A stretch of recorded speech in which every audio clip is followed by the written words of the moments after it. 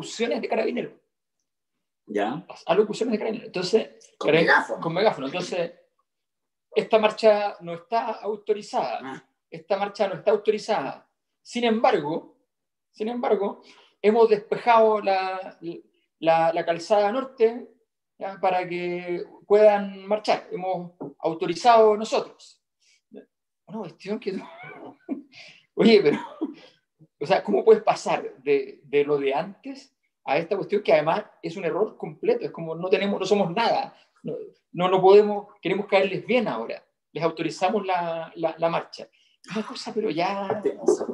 No, es increíble. Ya, yo estoy viéndonos en YouTube, por lo tanto ya estamos arriba. ¿Estamos al aire? Estamos al aire, Muy sí. bien. Sí. Sepa la gente, porque esto lo puede hacer cada uno, esto una de las gracias de la tecnología, hay que decirlo, esto es costo cero. Entonces, cuando uno quiere transmitir algunas ideas, puede perfectamente se hace su Zoom, hace su YouTube, etc. Esto es costo cero. Pero, obviamente, lo que no es costo cero es que uno puede cagarla siempre. Para eso nosotros tenemos un santito porteño que se llama Cristiano Teiza, que es el único que permite que esto no sea un desastre, porque yo lo he hecho ya 10 veces y se me olvida siempre, Alberto Mirko.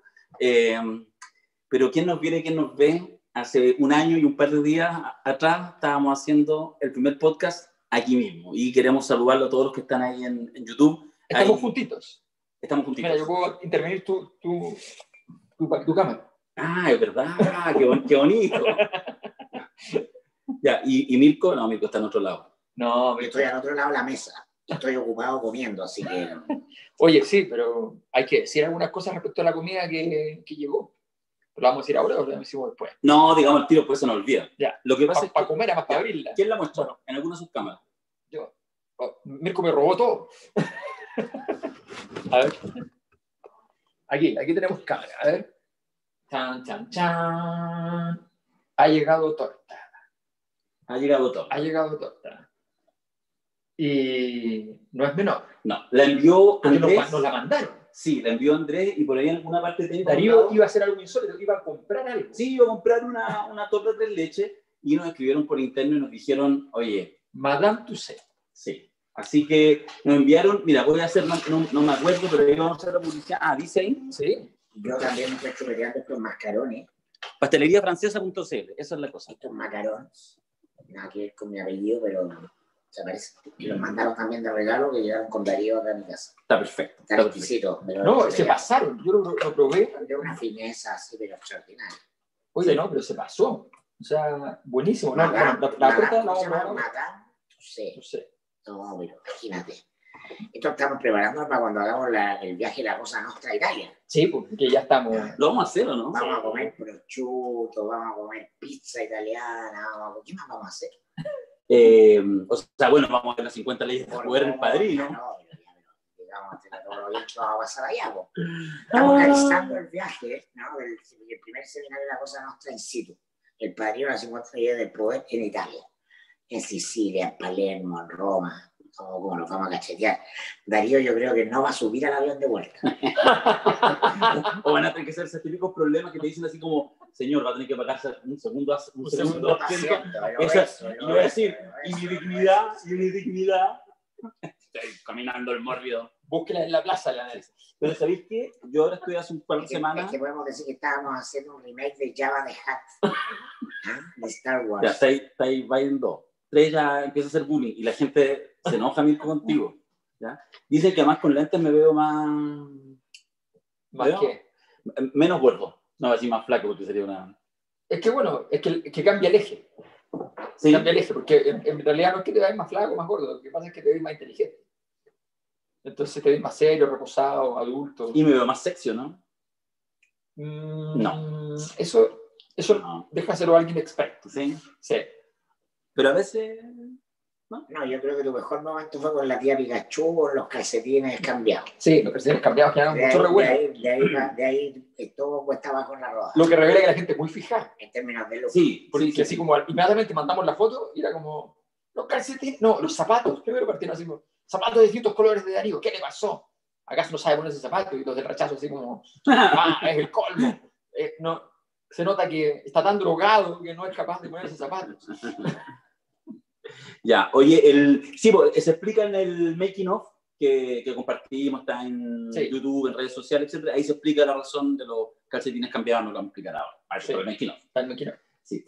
Oye, bueno, estamos en vivo, voy a hacer la última mirada porque si no me desconcentro, hay 1.500 personas, de verdad, día feriado. No, bien, ahí están escribiendo y todo, ahí los vamos a mirar. Yo creo que, sí, al final de la transmisión lo vamos a hacer, pero hay que reconocer una cuestión, para que seamos súper sinceros. Igual la cosa esto como de transmitir en vivo, etcétera, hace que uno esté preocupado de más cosas y a veces cuesta que podamos entrar en un más poco conciencia. Se complejiza. Sí, y hay más conciencia de lo que uno va a decir. Sí. Eso a veces yo creo que tiende como a inhibir un poco. A veces también te mandáis... Pero para eso está Mirko. Que no tiene conciencia. Si hay uno o hay 10.000. Estoy sintiendo deseo de eructar. Para eso les tenemos a Mirko Macari, el único que es capaz de prescindir de todos sus criterios. De hecho, por eso yo no quería hacerlo en vivo, porque me da susto. Claro, porque hay un prestigio que voy a... ¿Cuál prestigio quiero ganar? Ni un prestigio, ya. Ya, oye, ya, vamos a entrar en materia, pero decir que de verdad, y se los digo así mirándolo a los ojitos, a ustedes, ay, qué emoción. Qué emoción, que hace un año, antes del estallido, y son esas coincidencias extrañas, tomamos la decisión, lo sabe la gente, de hacer un podcast, y nos juntamos la primera vez acá, con un sonido horroroso, porque lo grabamos en un celular, que se caía pedazos, qué desastre. Después yo para arreglarla le ponía un como con filtro, como pasando con un micrófono. Así como, me acordaba de los curitas que te veían el tiempo, el monaguillo ese que pasaba en la iglesia. Sí, bueno, exactamente eso. Y la verdad que un año después hemos construido junto a todos los que están ahí, digamos, todos los que escuchan, un sentimiento de comunidad que para nosotros yo creo que también ha sido bien inédito, bien extraño y muy gratificante, y nos impulsa a estar un día feriado a esta hora de la noche compartiendo esta alegría con usted y más rato comiéndonos un pedacito de todo. Así que sí, un placer. En una semana que viene cargada, porque estamos... Los días que se acercan, cuando se acerca un seminario, hay mucha pega. Entonces, efectivamente... Y además el seminario a un año del estallido. Además el seminario... A un año de la cosa nostra, tiene demasiada carga. No, imagínate. ¿No? Y además estamos con la encuesta. Sí. Oye, la encuesta ha sido un éxito. ¿En qué sentido un éxito? Es que tú sabes, porque tú tienes en directa relación con Bueno, nos conté un poquito en directa relación con la empresa encuestadora, sí. Y que es una encuesta a nivel nacional, las principales ciudades, etcétera, etcétera, y que va avanzando... No, ya estamos listos en el N. Ah, ya, cerró el campo. Estamos cerrado el campo. De hecho, le pedí que en una vez me pueda mandar alguna variable, y le pedí una en específico, ¿ya? No porque sea muy contingente, sino que justamente porque es media sorprendente, muy interesante. Pero vamos a ver si me la manda. Digamos que Darío y yo no sabemos nada. Llegamos la pega mayor sí. Haciendo la encuesta. Yo la respondí como sujeto de prueba. Sí, yo también la respondí pero sí. sujeto de prueba, y ustedes pueden responder. Y quienes se inscribieron en el seminario la están contestando, porque le está llegando el link, ¿ya? Y la están contestando porque vamos a hacer un juego, una muestra aparte, que va a ser comparar, digamos, esto que en rigor, solo por el tamaño se llama muestra, pero no una muestra, digamos, sino que simplemente son todos los que estamos. Darío contestó, yo contesté, a Mirko le vamos a pasar el link para que conteste. Es un microuniverso. Claro, y vamos a comparar la muestra nacional para ver cuán desviados estamos. Claro, entonces puede pasar una cosa, que los asistentes al seminario así estén acá, y la realidad esté por acá, tranquila, no sé qué, nosotros estemos... O no, de repente están todos igual de locos. En simbiosis. Sí. Bueno, a propósito de la simbiosis, ya para entrarle al primer tema, la primera provocación que yo les quiero comentar hoy día, es que hablemos de este nuevo actor, de este nuevo subalterno, de este nuevo actor social, relevante, con sentimiento, con cariño, con amor, que se llama el semáforo. Porque la discusión de la semana se ha dado respecto al amigo semáforo y a los derechos de los semáforos respecto a los violentistas, y que en el fondo, más allá de la chanza, del chiste, de la chunga, nos habla mucho del tema de la violencia, de alguna manera, y de cómo la violencia debería hacer separar agua. Pero bueno, no sé por dónde quieran entrarle, pero el tema del semáforo fue igual bien loco, porque se tomó la agenda durante un par de días de manera muy intensa, y hizo que algunos en la oposición efectivamente temblaron destruido. Y salieron de verdad a defender los derechos de los semáforos. No sé cómo lo ven ustedes, si están así o estoy yo. Pero además hoy día escuché que ya estaba girando, porque hoy día se destruyeron algunos recién instalados paraderos del Transantiago, entonces estaba girando también a los derechos de los paraderos del Transantiago. Que no está, ojo, a ver, si no está mal, o sea, no está mal discutir respecto al absurdo de la destrucción de la propiedad como un elemento de la protesta. Al absurdo desde el punto de vista de la eficacia política, me refiero a un conjunto de cosas, pero el pequeñísimo detalle es que volvemos nuevamente a la problemática de siempre, que en el fondo, en una sociedad como la que vivimos, una sociedad de consumo, en algún momento entonces decimos ya, ok, nos hemos preocupado demasiado de las personas, ya es momento de preocuparse de las cosas. ¿Ya? Y eso es efectivamente una herida sangrante en la sociedad chilena. Es un gran problema. Evidentemente, las manifestaciones en Chile desde hace un buen rato son mucho más violentas que en otras partes del mundo.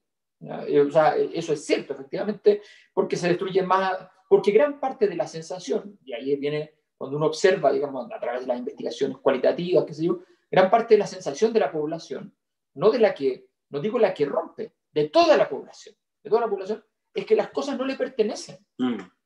Entonces, ¿cómo tú vas a decir, es que esto es tuyo, cuídalo, cuando tú sientes que las cosas no te pertenecen? Entonces, en esta dinámica de decir, bueno, pero es que lo que pasa es que las cosas son de privados y prácticamente los bienes públicos no existen, ¿ya? Y de repente nos acordamos cuando alguien que a ti no te cae bien, no te parece bien, entonces destruye un bien público. Porque, ¿dónde está el escándalo para la gente que un día cualquiera se le ocurre bombardear la moneda? ¿Ya? Que es un bien público también y más o menos importante. O sea, efectivamente esto es interesante, pero obviamente son estas, diríamos, contradicciones muy secundarias, pero que mal manejadas construyen un clima que le entrega, no vamos a exagerar tampoco, le entrega 2.340 votos más al rechazo. Sí. No es más que eso, pero es eso. Afortunadamente después del rechazo aparece ya no solamente de NET, no, ya aparece con suástica, con Führer, Trump, una mezcolanza y listo. Y se vuelve. Claro. ¿Cómo veis tú el tema semáforo? No, el rechazo. Igual me dieron ganas de ponerme mi chaqueta la SS, ¿vale?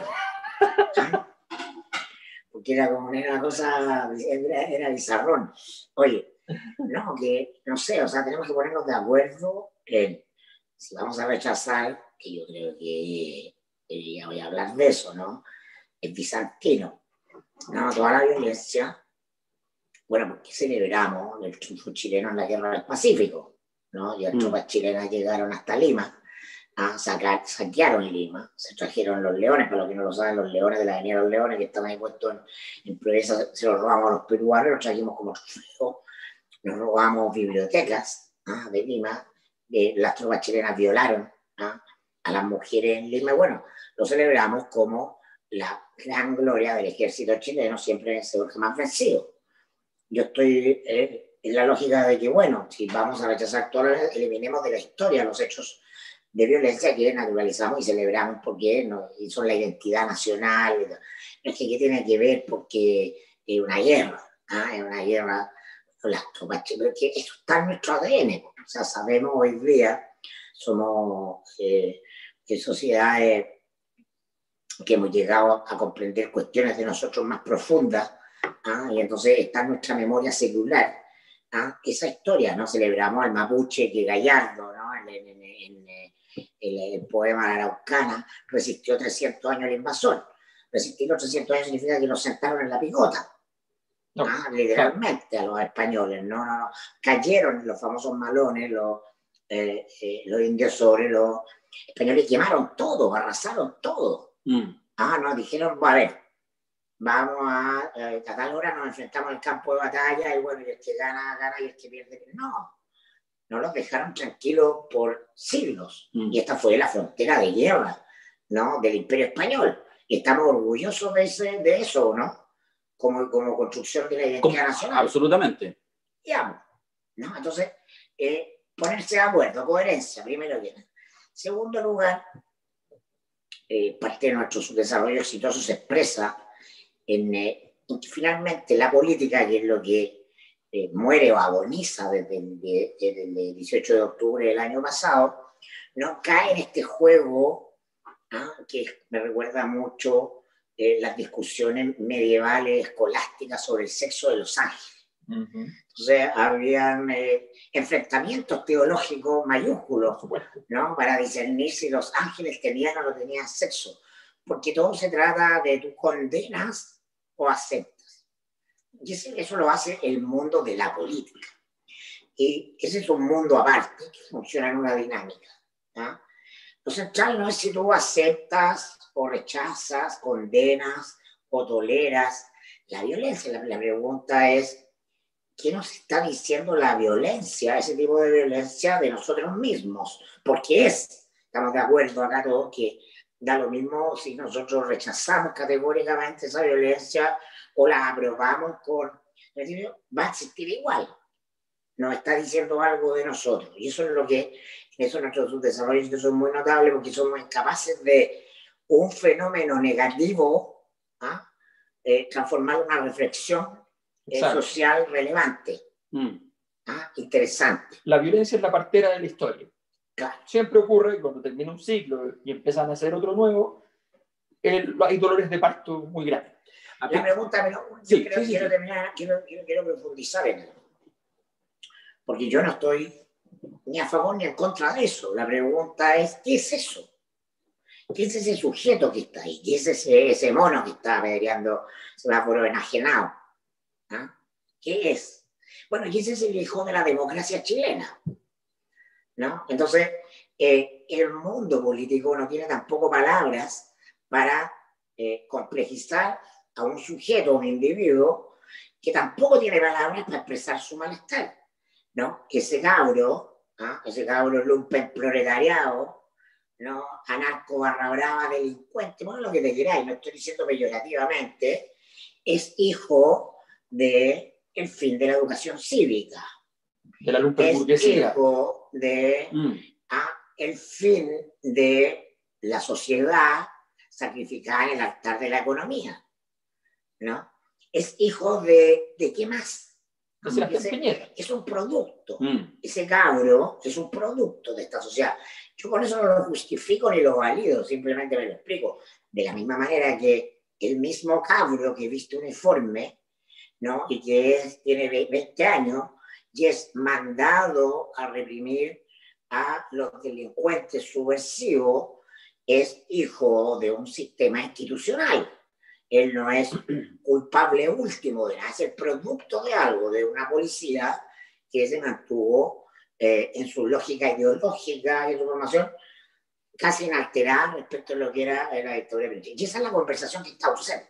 Claro, entonces, el problema del lenguaje, de por qué no hay un lenguaje. Entonces, cuando escucho a la política, que afortunadamente está muriendo, incapaz de comprender lo político, veo que a un año del estallido no ha pasado nada relevante. Por lo tanto, lo único que puede pasar es que el estallido se profundice, porque no se ha complejizado el lenguaje. Si tú creíste alguna vez que el asunto se solucionaba solo desde lo constitucional, desde el plebiscito y la nueva constitución, personas no entienden la sociedad. Yo no soy sociólogo, ahora estoy enfrente a Dios, no sociólogo, pero es evidente que lo que venimos viendo hace mucho rato es una descomposición fuerte de la política, ¿no? Y entonces en la política no hay espacio para canalizar lo político, y ahora se manifiesta con esa violencia. Yo completamente de acuerdo con lo que planteas, y además que creo que la pregunta es además súper útil a propósito de lo constituyente, que parte en 2 semanas más, digamos, ¿eh? Y que efectivamente va a haber que implicar hacerse preguntas con alto nivel de profundidad para que efectivamente el proceso sirva, digamos, y la construcción de la nueva constitución no solamente sea un proceso administrativo hecho por unas poquitas personas bien intencionadas y que siga replicando la lógica elite masa, que es lo más probable, sino que pudiera ser un proceso más profundo. Yo creo que tú lo que señalás es súper clave respecto a ser como más consistente con la mirada que uno tiene a los 200 años de vida independiente de Chile respecto al uso de la violencia. Esto es muy violento. Perfecto. Pero yo incluso quiero ir... Tenemos que asumirlo. Pero por eso digo, me parece que la discusión es buena, porque además también te permite, a partir de ese reconocimiento que tú estás haciendo, mirar cómo uno proyecta lo que viene. Entonces, ¿sabéis qué? Yo quiero... el dicho, le salió el indio. Sí, sí. No, y mucho que más. Tiene que ver con aguantar, no sé, nada, ni una palabra, y de repente sí. Está ya. Sí, pero por eso a mí lo que me pasa es una cuestión mucho más... que a mí yo lo refuerzo esta idea de la deshonestidad intelectual de asumir cuál es el tiempo que estamos viviendo actualmente. Entonces, o sea, esta idea de actores políticos, cualquiera sea, hablando del proceso, arriba del proceso constituyente, saliendo literalmente en la franja del proceso, digamos, de la prueba, etcétera, etcétera, suponiendo que en realidad de todas las cosas que pasaron, desde la quema del metro, los saqueos, las marchas, las funas, las cicletadas, vámonos al Costanera, estamos en el centro, cambiamos del nombre de la Plaza de la Dignidad, todo lo que se te ocurra, las expresiones en regiones, etcétera, ellos pueden decir, ya, esto sí, esto no. Y con esto que sí valido, que está en mi caja de lo que efectivamente considero decente, de lo que son las formas, finalmente, entonces con eso yo digo, esto es. Y el resto no. Cuando es muy nítido, muy evidente, que de hecho en general lo que ellos dejan fuera, la violencia, fue la razón fundamental que nos hace en este minuto estar a 2 semanas de un plebiscito.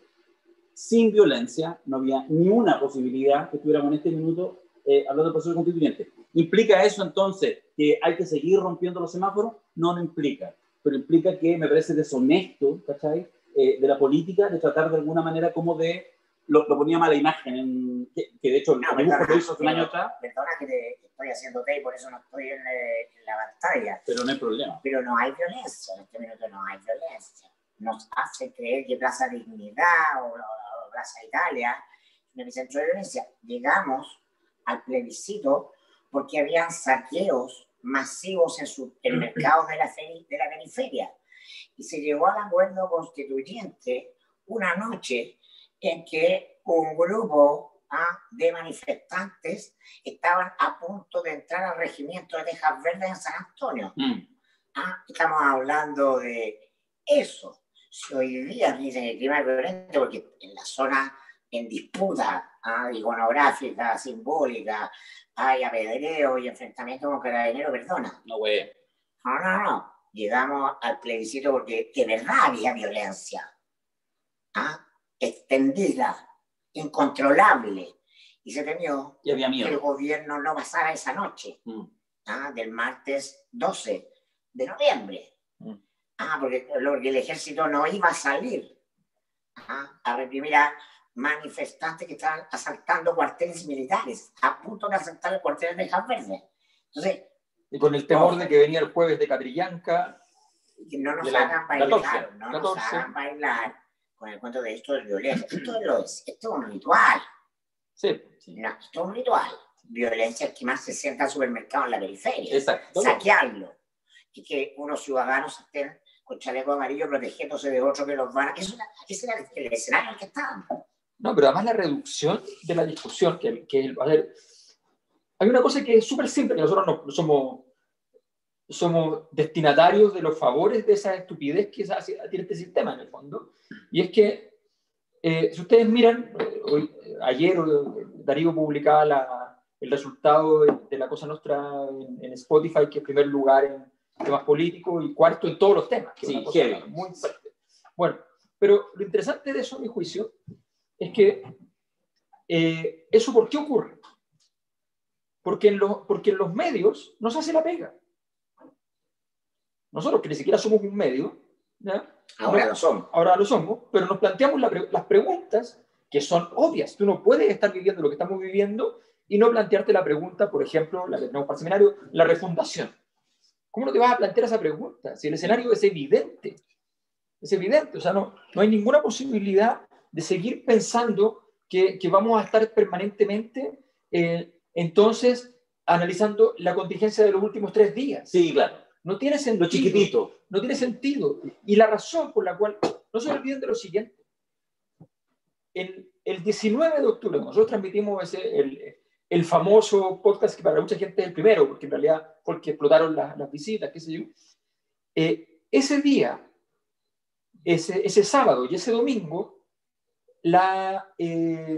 ocurrió una cosa insólita.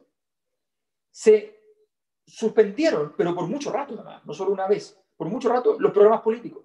Se suspendieron. No había que analizar la política. Es que es una cosa sorprendente, es una cosa fabulosa. ¿Ya? Bien o mal, ¿ya? Resulta que no se plantean las preguntas. O sea, gran parte de los análisis que hacen son parecidos, desgraciadamente, a algunos comentaristas de fútbol chileno, ¿ya? Que ven, está jugando muy mal, está el equipo, ¡pum! Gol, ese mismo equipo. ¿Ya? Un clásico. Yo soy así. Un clásico, Dante Poli tiene un clásico al respecto. Saludos a Dante Poli, pero Dante Poli es de los que dicen, en cambio los argentinos siempre dicen, no, está haciendo un buen partido Danilo, gol a favor. ¿Ya? Entonces, no puede ser, o sea, no están viendo no lo vieron venir, o sea, no lo vieron venir y no lo vieron pasar después. Claro, es que si seguimos pensando la realidad dentro de la misma caja que es lo que siguió ocurriendo, estamos destinados a cometer el mismo error. Entonces, aportemos a mirar el tema de la violencia, que es un gran tema, pero desde fuera de la caja. Claro. Si seguimos analizando la lógica binaria chiquitita adentro, ¿es condena o aceptas? Claro, Rechaza. claro. Es como si dependiera de algo. Es la prueba alternativa de la PA, ¿cachai? Pero parte de nuestro fracaso en el sistema educacional mundial. No un sistema que nos lleva a reflexionar. No hay respuestas complejas, únicas y creativas, hay alternativas. Y entonces, después de esta discusión, nos plantean un set de alternativas huevonas. Es decir, el mono, el gorila que estaba ideando el semáforo. Léanse Solos en la noche, el libro de Rodrigo Fluxá sobre el crimen de Daniel Zamudio.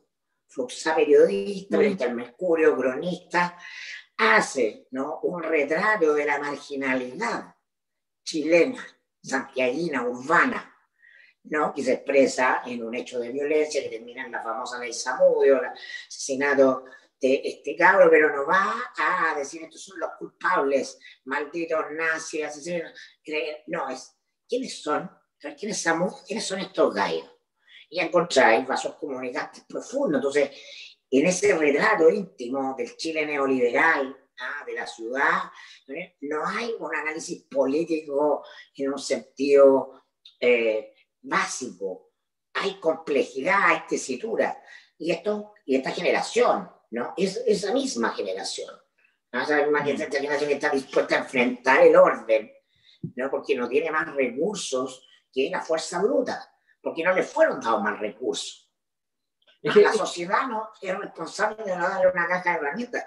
A mí me encantaría que tuviéramos un Gandhi, un líder, que nos dijera, vamos pacíficamente a conseguir todo lo que necesitamos, nos vamos a movilizar. Sorry, no tenemos a Gandhi. Yo estaría detrás de Gandhi. Claro, lo que pasa es que entre otras cosas... No violencia, qué sofisticado, que se puede, pues hay ejemplos. Ocurre. Estáis viendo hoy día la protesta de los argentinos contra Alberto Fernández por el pésimo resultado de la administración de la pandemia, pero también es uno de los países que más golpeados, etc. Ni un piedrazo. Hay un recurso lingüístico, simbólico, porque Argentina tiene un tejido histórico de clase media, ilustrada y de organización, sindicatos, juntas de vecinos, asociaciones. Nosotros no tenemos nada de eso. Somos pobres, independiente de nuestro mejor resultado relativo al lado de, no sé, de la economía argentina. Y que fue una decisión, además, una decisión cultural. Culturalmente mucho más pobres que ellos. Una decisión histórica. Para manifestar, porque no tenemos a mano, tenemos que estar en nuestra sangre, aguantar y después hacer todo.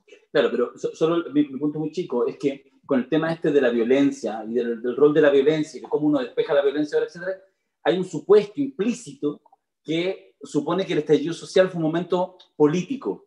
Fue un momento en que, y por lo tanto, desde ahí uno puede decir, ya, pero esto nomás, esto sí, esto no. Oye, si lo que sucedió en el estallido, bueno, malo, etcétera, no fue un momento político. La gente más politizada también participó, pero el rojerío, como dice Mirko Macari, la gente de la izquierda llevaba 30 años, 50 años, 100 años, siempre, pero digo, post-dictadura, 30 años, siempre con temas muy intensos, muy importantes, moviéndose, y por algo no movían la aguja más allá de repente, un poquito, el no más FP, ya, un poquito, y en ciertos momentos, pero en los momentos que se mueve más la aguja es porque no aparecen los sectores políticos tradicionales, lo que uno llama las vanguardias. Y en el estallido social no apareció nadie, por eso es que el estallido social, el movimiento más grande de los últimos 30 años, no tiene un puto líder. Entonces, lo que quiero decir es que cuando ahora lo que hacen es un gato pardismo, lo que yo siento, lo que me pasa a mí con los dirigentes políticos, es que en esa omisión absoluta y el decir, empezar a opinar del tema de los semáforos, lo que hay es que de verdad hay una ceguera cognitiva respecto al estallido social que a mí son muy buenos animales, son pobres, no tienen más recursos. Porque durante los últimos 30 años la política se ha tratado de un negocio privado, de administrar poder burocrático, un partido, un espacio de poder burocrático. Un cargo de concejal, de alcalde, de diputado, senador, es un espacio de poder burocrático que yo administro en favor mío y de mis amigos. Para eso es el poder. ¿Cómo voy yo acá? Y eso es lo que la gente está viendo, y la gente está desafectada de la política, y entonces de la única manera que tiene está reconstruyendo lo político a partir de lo que somos, si finalmente nos estamos mirando al espejo en los gorilas del semáforo. No, yo creo que el tema de no tener un lenguaje es fundamental. De cómo procesar esto. Y eso produce mucha angustia, eso produce mucho horror, se produce mucho vacío. Y la razón fundamental por la cual nosotros nos vamos a encontrar con un desafío grande es que ahora nosotros tenemos que convertir todo esto en lenguaje. Y nuestra primera intuición, en la Constitución, y nuestra primera intuición es construirlo de una manera mecánica, así como se garantizarán los derechos. No, pero a ver, pero critica, por ejemplo, critica a Álvaro Elizalde, presidente del Partido Socialista. ¿Quién es políticamente Álvaro Elizalde? Recomiendo una columna y varios textos más, pero particularmente una columna que escribe Edison Ortiz cuando yo era director del Mostrador, haciendo un retrato de la G90 en la figura del caído y defenestrado Peñaguillo. Cómo son premiados primero como dirigentes universitarios de comienzo de los 90 por desarmar conflictos. Y después cómo aprenden que su pega, la política consiste, no en ocupar cargos del Estado, ¿no? Y generar negocios con el mundo privado a partir de esos cargos. Entonces, cuando llega Peñaguillo, de jefe político de Bachelet, a hacerse cargo del gran proyecto de reformas que hasta el minuto había tenido Chile, y suena y caga como guatapique, es porque no tiene recursos políticos más que la administración de la compra de votos a través de la repartija de prebendas. Y claro, le resultó, por ejemplo, para una ley electoral distinta a la del binominal. Pero lo que te está diciendo la columna del gran Edison Ortiz, aprovecho ojalá que nos esté escuchando, un abrazo, porque hace mucho tiempo que no hablo con él, pero siempre recuerdo todo el aporte que hizo. No, ahí está. Aquí está en la política. Entonces, Álvaro Elizalde es lo mismo. Tú dices, pero es que tú vendías. Pero este cabro tiene... Es un gallo que solamente conoce una ruta, tiene una ruta de su cerebro neurológica de qué es la política, mantener el cargo, negociar para que la cosa esté más o menos bien. No tienen visión de Estado, el futuro, entonces repite discursivería barata, porque una de las características de política de este tiempo, la política neoliberal de estos 30 años, es la pobreza del lenguaje. Y por eso que el lenguaje en política de ser inspirador, dejó de ser inspirador, y repiten puras frases hechas en lugares comunes. Porque no tienen nada que decir, porque de lo único que están preocupados de qué van a decir, no de qué van a hacer. O sea, las discusiones son todas así como, bueno, un proyecto de política pública es que es muy caro. Entonces, proyecto de problemas con la internet en Chile, vamos a poner un cable nuevo. De verdad, ¿no? Un cable nuevo, Nueva Zelanda, acá, un cable nuevo. Y mientras tanto, en el mundo se está discutiendo, se está negociando, que es bien importante, toda la distribución de las estructuras digital para el futuro, distintos tipos de acuerdos globales.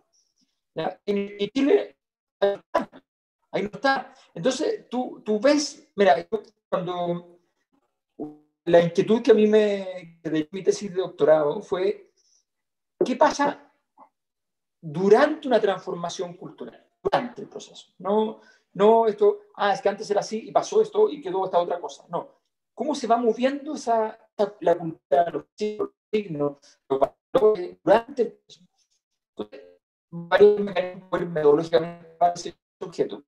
Y una conclusión, y es que, en general, la única herramienta con la que uno cuenta cuando tiene que hacer un cambio cultural es exactamente todo lo que quieres destruir. O sea, tu única herramienta es el bagaje cultural anterior. Si tu bagaje anterior es muy pobre, tu salida no puede ser más sofisticada. Esa es la tragedia.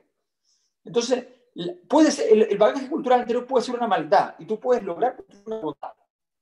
Puede ser una maldición y puedes construir una bendición. Eso puede ocurrir. No es lo importante, porque lo importante es cuál es la naturaleza, la complejidad de esa textura. ¿Ya? Y esto no tiene ninguna complejidad. Si todos los caminos llevaban a Roma y Roma se llamaba la tasa de ganancia. Entonces no tienes ninguna complejidad. Pero reduce tu horizonte en términos de posibilidades para todos. O sea, es visualizarte, ¿ah? De en vez de ser el presidente del PS, está rompiendo semáforos en la vecindaria. Exacto. A 2 puertas del viaje y ¡pum! Claro. Fue entrando y podía salir. Es una estrechez sistémica, ¿no? Lo recorre a todos. No, bueno, el libro de hablar. Tomó el camino equivocado, tomó la muerte equivocada, ¿no? Sí. Se dio el proyecto. O sea, no es menor, se le dio el proyecto bonito. El seminario del Padrino, ¿cómo andar a... Sí, o sea, se lo mandamos. Sí. Estaba tratando de pensar, siempre pienso, si preguntar, es que me pasa con el tema de la coyuntura, estamos viviendo un día así, bueno, ¿y cómo seguimos con Carabineros? ¿Y cómo seguimos con Piñera? ¿Y cómo seguimos con Pérez, la acusación constitucional? Y nuevamente pasa que la magnitud de las reflexiones más profundas hacen que se vea muy pobre la política contingente. Nos pasa eso de vez en cuando, y a veces pareciera ser, a propósito de la discusión del semáforo, termina dando luz de que efectivamente la magnitud es mucho más intensa. Dale, ¿tú te caíste? No te veo. ¿Te caíste? No te veo, Darío. Sí, fue tan intenso que se cayó, parece. Pero se escucha, así que dale nomás. Puede ser, claro, tienes razón. Tienes razón. Ya, no, me asusté, pero se escucha. Es feo, da lo mismo si no se ve. Ya, perfecto. Ahí otro. Vamos a ver. No, eso, que te decía que en el fondo yo sé si a ustedes les parece que hay algún elemento de contingencia que valga la pena, que haya que mirar con atención. A mí lo que me sigue, no me termina, no me deja nunca sorprender, es que con el tema de Carabineros, este es un loop infinito, pero cada vez más abajo, donde día por medio nos llegan reportes de cómo está mirando tal sitio prestigioso en el extranjero, si no es The Guardian,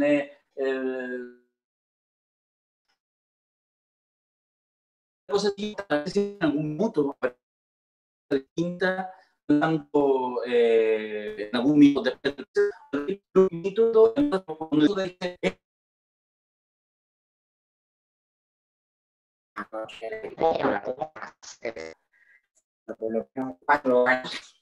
Sí, y después retroceso, pero claro, está el hito de la moderna de la política. Fíjate que yo ese siguiente ejercicio me puse a hacer ese mismo, así como revisando libros de Francia después. Yo decía, mira, esta cuestión por lo menos fueron 40 años para que... Ya, pero me puse a revisar así en serio. Ya, en realidad son casi 100 años. O sea, desde el punto de vista mucho más acelerado, no sé, un año, pueden ser 4, o sea, no, y además que esto va a cambiar la fecha, porque finalmente se va a ir acabando el rito del 11 de septiembre y se va a ir construyendo el rito del 18 de octubre. O sea, octubre se transformó en un mes caliente, ¿cuánto tiempo? Hasta que haya una verdadera respuesta que construya, que logre ser una respuesta política. No es una respuesta. Lo interesante sigue siendo la natural, lo que vivimos a ver muchos grupos y aproximaciones, pero primero el grupo de nuestra generación, de la gente de más edad, de más de 35, ¿no? Que siguen dando esperanzados, ¿no? Y todos sus temores están puestos en que no va a ser nada hasta el día del plebiscito. El día del plebiscito no es una epifanía. No, y al día siguiente, la mañana siguiente va a amanecer con sol, ¿no? Las nubes se van a morir y el país va a estar en paz, ¿no? Tranquilo. Malas noticias, ¿no? Porque esa es la incapacidad de comprender el tiempo histórico. No. Eso no va a pasar. Entonces, esa generación está en el tiempo del manual de educación cívica, de Frías Valenzuela, de la narrativa del abuelito, de campesino que se vistió con corbata para ir a votar por Frei Montalva, lo sacamos con un lápiz. Hay toda una narrativa, hay redes sociales de gente inteligente, inflamada con ese paradigma. Sí. Sin comprender el cambio de paradigma, estamos en otro mundo. Frente a una generación que frente a la palabra votar, no es que diga no vote porque se ofende, no, es cri-cri. Es cri-cri. Y entonces ahí está el quiebre generacional para interpretar ese momento. El estallido lo mueve esa generación, que no tiene narrativa de lo electoral, porque creció votando, vio que la gente iba a votar y no pasaba nada votando. No cambiaba nada sustancial votando. Frente a la otra que está enamorada de los partidos, del orden, del candidato, la cosa de ver a Beatriz Sánchez ayer en la vida. Entonces, ya, sí, porque decía, yo creo en los partidos y creo en que se cambian las cosas votando. Yo la pongo como ilustrativa de esa generación, porque yo trabajé con la Bea, la que era una persona inteligente, una gran líder social, pero está en el típico abogado que es generacional, representa muy bien a toda una generación incapaz de ver más allá de la narrativa que le dio sentido en la vida. Antes de la Bea, porque la neurona sí se fue para todas partes. No, es que lo de ayer, ayer la Bea que estaba en Pauta Libre, y además la amiga González, o sea, fue muy fuerte. González le dijo, oye, pero eres una tan buena periodista. Y le dijo, entre comillas, elegantemente, porque no antes es brutal, ¿qué pasó? O sea, ¿qué quedaste, digamos, de venir en esto? Es brutal. Pero lo brutal es que además, no sé, a mí me apachó, la manda callada. O sea, tú te imaginas que 1 millón de votos. Ya, aquí está 1 millón de votos. Aquí está claro.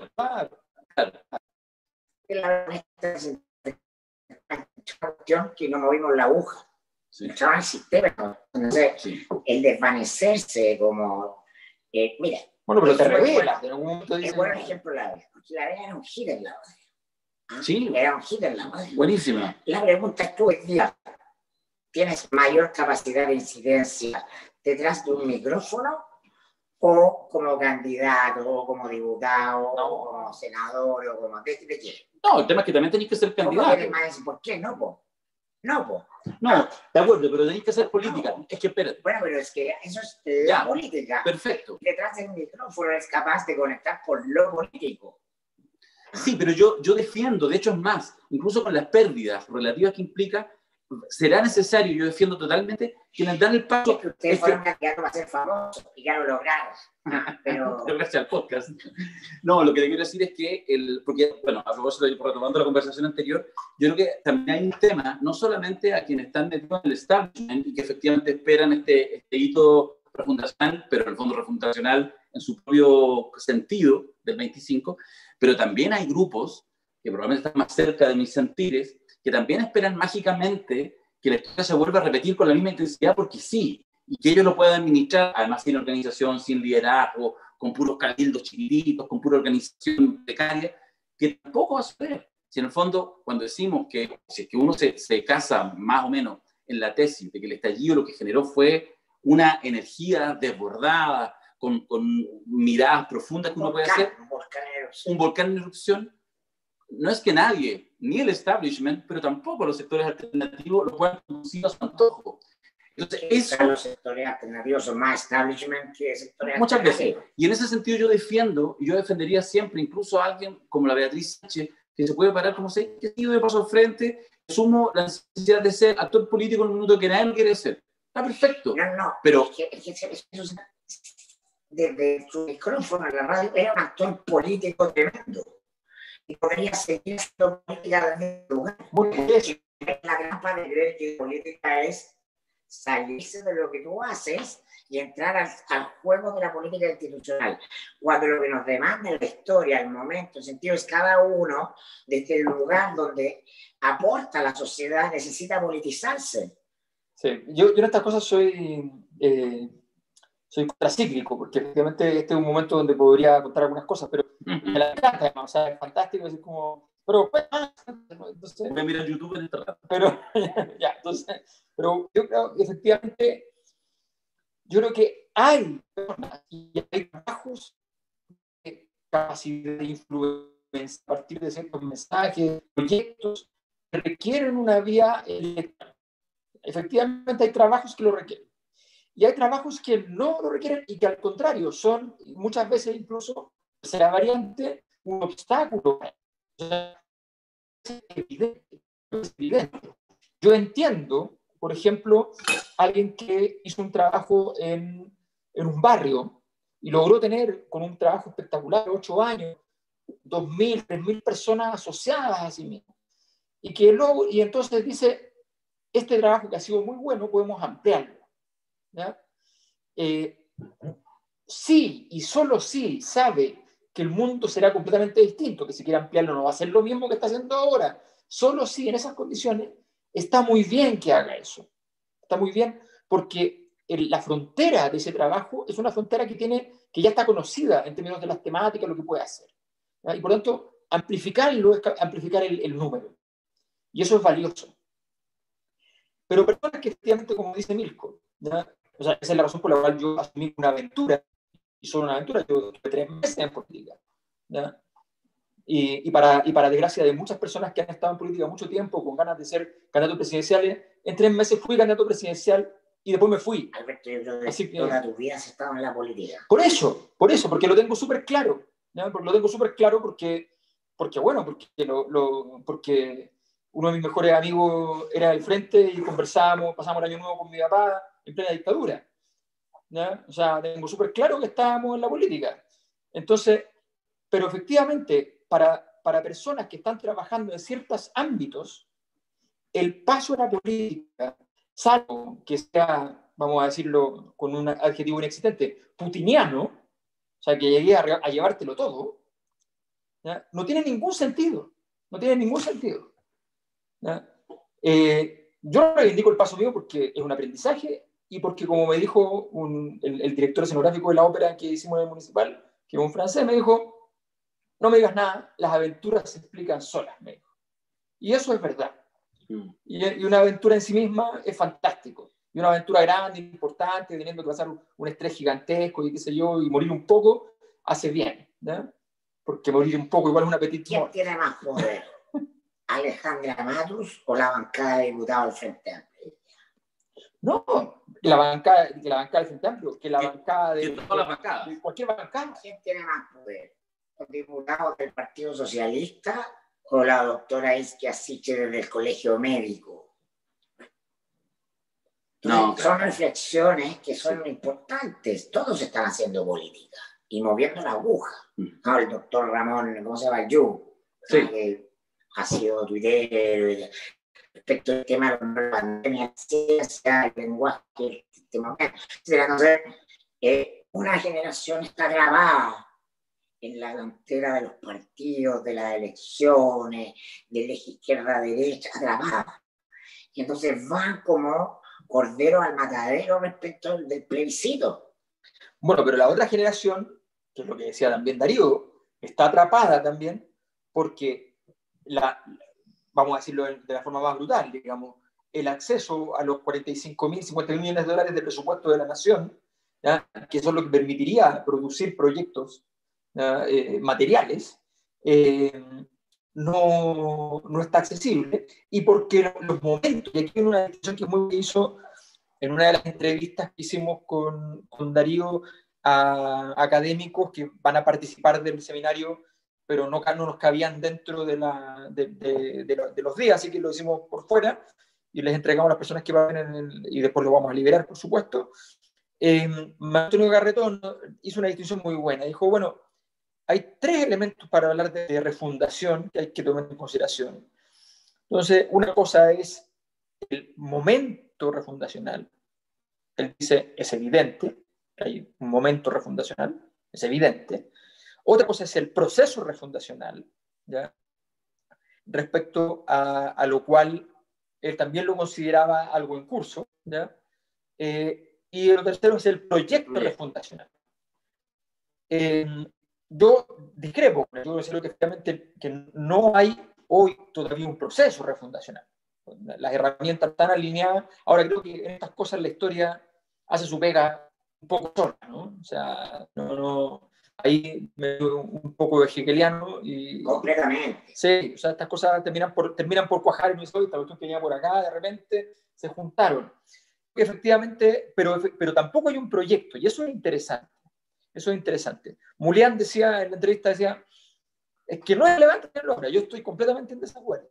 Sí. Completamente en desacuerdo. O sea, para la dictadura, una de las gracias es que, y Gardón también decía, para la dictadura no había proyecto antes. Eso no es así. O sea, habían 2 líneas de personas que habían trabajado en proyectos que terminaron reuniéndose para armar un solo ejército, digamos, libertador, ¿ya? Que fueron la vía de los Chicago, ¿ya? Con Agustín Edwards a la cabeza, con la influencia norteamericana asociado, y con Merino como elemento político de articulación, y tenían por lado a Jaime Guzmán, ¿ya? Con su franquismo, con su hispanismo, con toda esa línea, digamos, toda esa beta, que terminaron por cuajar y juntarse en una configurar entonces eso que no es un proyecto que ya viene totalmente escrito, pero que se configura a partir de los distintos proyectos que van llegando, ¿ya? Tal como los distintos ejércitos en todas las independencias de todos los países particulares terminaron derivando en el Ejército Nacional, ¿no? Es lo mismo.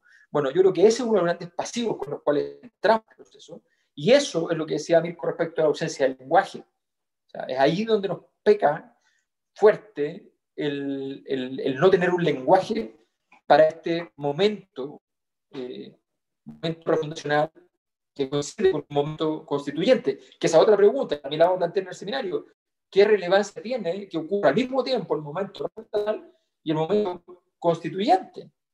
Que también es un buen problema, porque efectivamente muchas veces las constituciones son más bien respuestas. Los equipos que ganan los mundiales no son los que se preparan para ganar, son excepciones. Es decir, las cosas nunca están completamente listas ni se van dando, ¿no? Claro. Van ocurriendo. Sí, mucho azar ahí. Hay que ser como Bilardo. Bilardo tenía esa sabiduría. Hay que ganar los partidos, pasarle el grupo, aunque sea raspando, Y así y pasarle la pelota a Diego. Y pasarle la pelota a Diego. Ya, jóvenes, me parece que Hoy la torta tenemos que abrirla. Ya, vamos a abrir la torta. Todo el rato, ¿no? Oye, venga a conversar más todo el rato. Sí, Y conversamos eso, un rato. Oye, ha estado con alguna falla el sonido, entiendo que ha salido bien, pero la imagen se separa porque estamos acá arriba en la cordillera, como dice Pato Mans. Así que, bueno, pero quisimos hacerlo tipo. Si son patrimoniales nosotros. Perfecto. Nada es perfecto. No, nada es perfecto. Nada, perfecto. Nada es perfecto. Pero es bastante bueno esto. Pero sí. nos gusta la perfección. Bueno, terminar de invitarlo a participar del seminario. Aquí es, bueno, es jueves de locura, sí.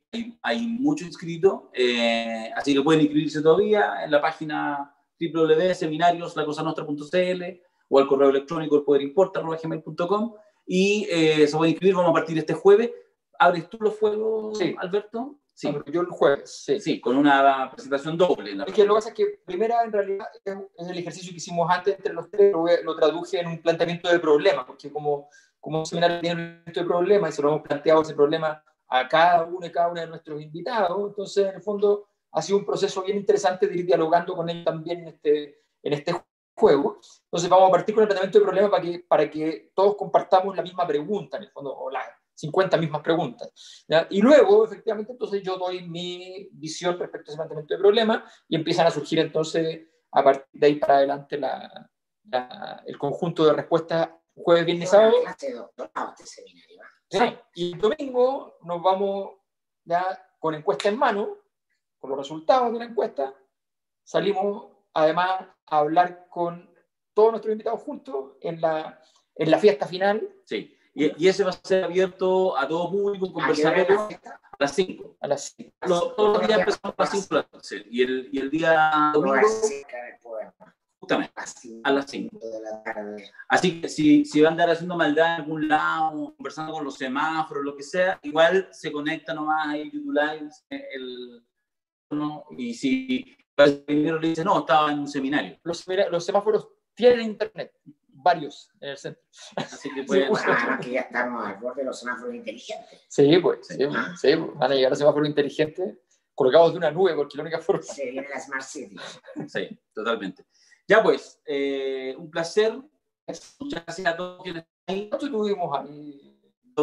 Llegamos a, yo vi en algún minuto 2.950 personas, una brutalidad. 10.000 personas. Sí, una brutalidad, un día feriado y toda la cuestión, así que muchas gracias. El aniversario de ustedes. Sí. Sí. Y se metieron en el chat al costado, se metió mucho bot rechazo, lo cual mucho se indigna, yo encuentro. Oye, Gracias. Déjame comentar una pequeña cosita a propósito del 12 de octubre. Dale. Porque he visto algunos amigos conocidos en redes sociales con el discurso de nada que celebrar, porque el día que llega la colonización española, que someten a todas cuestiones que son ciertas respecto de lo indígena. Pero yo siento que finalmente hay una inteligencia en la historia, ¿no? Que a partir de ese sufrimiento logremos generar un mundo efectivamente globalizado, interconectado, mestizo. No sé, más allá de todo, y de cómo fue, de lo terrible que son los procesos de poner una época, ¿no? de colonización, de sometimiento de pueblos originarios, etc. Hoy día estamos en un momento en que eso tiene un agregado valor. Somos conscientes de eso. Pero creo que lo peor es rechazarlo. Creo que es un poco infantil. Creo que lo interesante es comprender que estamos en un momento en que tenemos que juntar. Tenemos que no sobra nada, ningún tipo de relato o de ocurrencia histórica. O sea, los culpables y las víctimas no están en este tiempo. Las condiciones sociales han procurado que muchas de esas determinaciones históricas se hayan traducido en víctimas y culpables todavía. Pero eso no significa que ese origen ¿ya? Sobredeterminó necesariamente todo eso. En muchos lugares se ha superado y en la mayoría no. Entonces, pero eso es... Yo me distraje porque empecé a mirar aquí el chat. Nos tiran muchas felicitaciones y aparece mucho voto de rechazo y algunos se quejan porque parece que hubo alguna interrupción en el sonido.